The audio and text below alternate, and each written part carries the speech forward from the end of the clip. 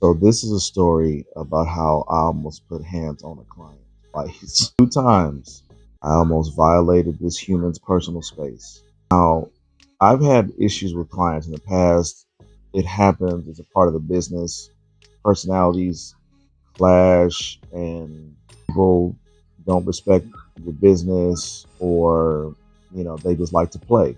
But this particular client, again, I almost put my hands on this person twice, and it was like a 5 year gap. The first time I worked with this kid, he was in high school, and he called the shop. It was right before it was right when I first started, so I didn't have a lot of clientele. So I was still, at the mercy of the phone, or when people would call, I would answer the phone and try to set appointments over the phone, or walk-ins. So he came in. If I remember right, he called and was trying to negotiate price on the phone. And I told him, like, yo, price is the price. You want to get a cut, get a cut. If not, that's cool. So he comes in and he asked for me, and I cut his hair, and I told him the price over the phone. So he knew over the phone what the price was. So I cut his hair, and then he talking about, well, I only got, $15 or whatever, when the price was 20 back then. And at that shop, the first shop I worked at, we had a lock on the inside of the door. So most shops, or most doors that I've seen, you lock the shop up from the outside. But this shop, you lock the door from the inside.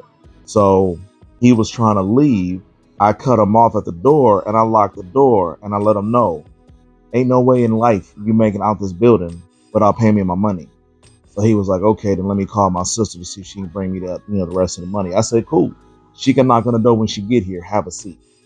So I literally kidnapped this dude, but eventually she paid. Now, you're probably wondering, well, why would you ever work with this guy? The thing was, I didn't know his name. And when I opened up my shop that I currently own, I get a phone call from some random number. And at the time I was answering my phone. So I took the call. This dude was trying to figure out how to, book a certain service. So I did, but he booked the service and saw what the service cost. He gets to my shop. Lo and behold, it's the kid that I had to kidnap 5 years earlier. I don't know why he wanted to work with me again, but he did. I do the service. Before I even start the service, I let him know, ain't nothing changed from 5 years ago. Play with me, and it's going to be a bad situation. And so I guess he thought I was playing, because when the service was done, he tried to negotiate price again. And I told him, I said, big dog, you won't make it out this building if I don't get my money. I do not play about my price. You knew what the cost was when you booked. Don't play with me. And he kept haggling and like, man, but I only needed this much done, this, that, and the other. So he had his, at the time, he wasn't trying to give me his credit card to run the payment.